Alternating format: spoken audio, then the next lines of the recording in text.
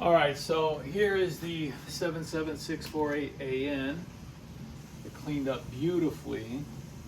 This is the one that I broke the base right here.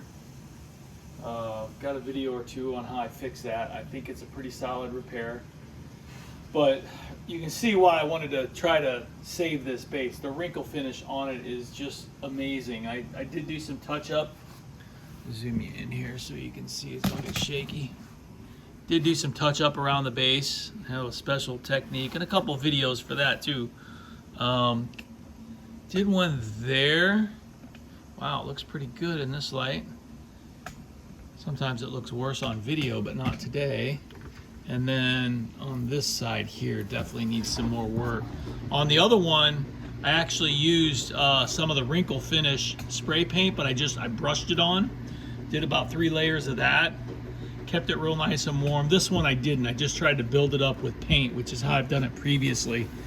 But yeah, it looks pretty good.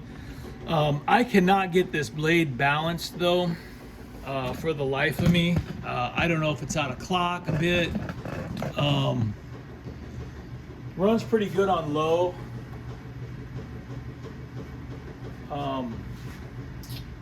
Not a lot of shake.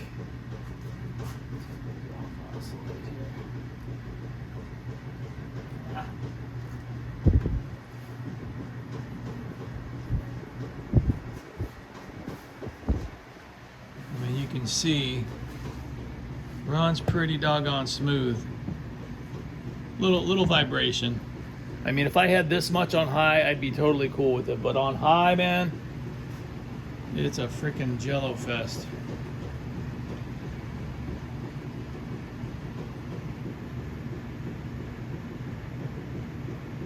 So, you know, I've got it to where it feels pretty good as far as the balance, as far as the pitch goes, you know, as far as balancing it, you know, this way. But it's got to be out of clock. I mean, I put it on the strobe to align the blades sideways, and I mean this way they are like really almost perfect. But I didn't do anything with the clock, mainly because I don't really know how I would adjust the clock on this because of, you know, the overlapping blades are in the way of trying to whack the hub finger. So I don't know. I'm gonna probably just maybe scavenge a blade off another one and paint it with the paint that I have matched up. I mean, it deserves it. But anyway, so yeah, so oh, also the hub is loose. In other words, when you have the blade off, if you grip the hub where it goes into the motor real tight, you can spin the crimping on there like almost an 1/8 inch. So that could be something to do with it too. But I would think once it's going, the centrifugal forces would keep it where it needs to be. So I don't know. Anyway, gonna detail how I screwed that up. Initially, I thought it was something to do with just poor, machining or something, because you'll notice this knuckle has this piece right here that's beveled downward. Okay, so this is flat, and then this is angled a little bit, and then so is the opposite one, flat, angled. So this is angled, and this is angled, and I've never noticed that before. And I guess I kind of thought that something was happening with the pitch or something, but in the end, what happened was, the ends of these screws are a really, really snug fit. Got some gunk on it. I mean, they're like there's barely any clearance there, So, what you're supposed to do, and I should know this, I've assembled plenty of these, is get it started, find the hole,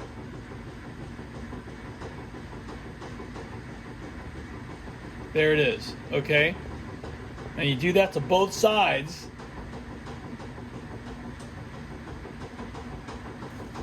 It's a little harder to find the second one sometimes. But what happens is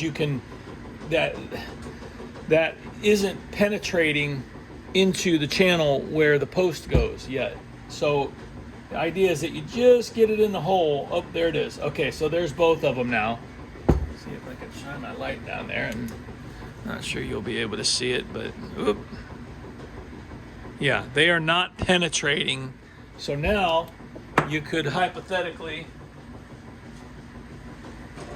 just grab this other motor here, drop this in here, no problem. Okay, and then you tighten these. You kind of got to lift this up a little bit so they find their seat inside that gap, that channel there. So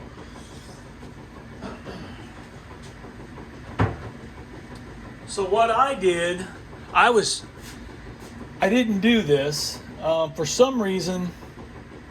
I think I had assembled this with the collar onto, or I was trying to put the motor in here, all of this at once, holding it kind of, and I was trying to find that hole.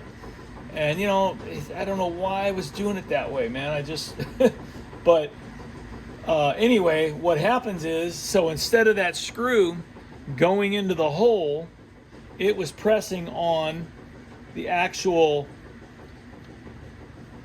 so instead of the screw going in here like that, the screw was like this.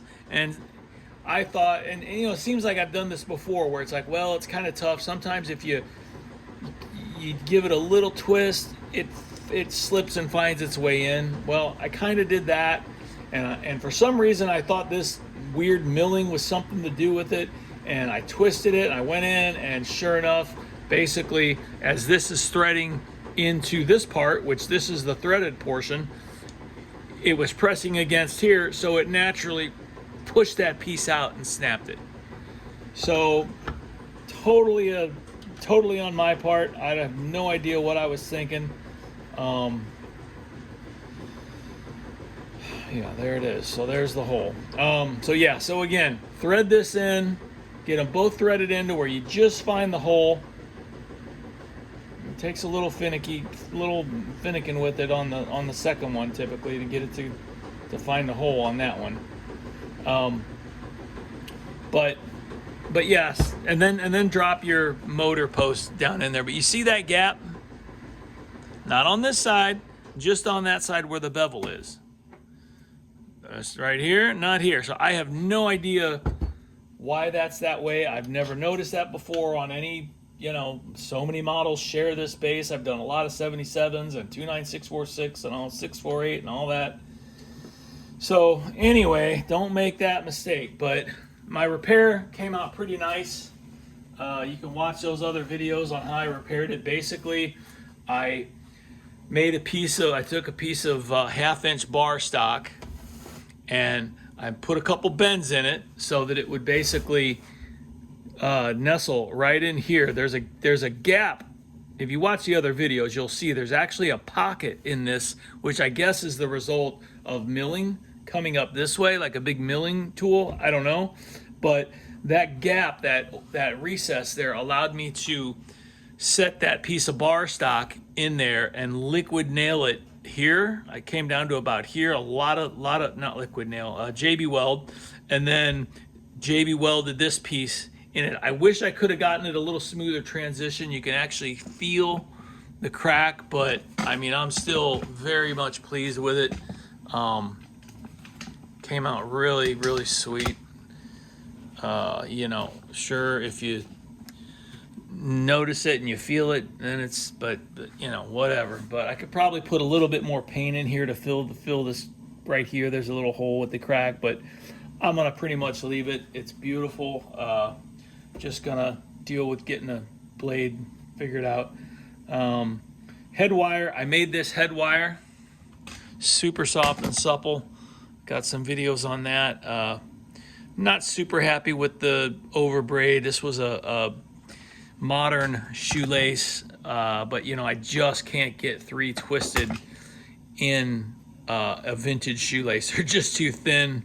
I was really shooting for the really highly twisted stuff. Like on these, they had a really, really, really tight braid or tight twist to them. I can't move that. And you know, I thought I had it, but you know, the more it relaxes, it just kind of like comes apart. And but anyway, it's super soft, as soft as anything you'd buy from, you know, a couple sources. I'm still a fan of old school wire. Still got plenty of his wire up there, but yeah, his is the real nice and black stuff, not the gray stuff. Anyway, all right, over and out. Thank you for watching. Like this video, please.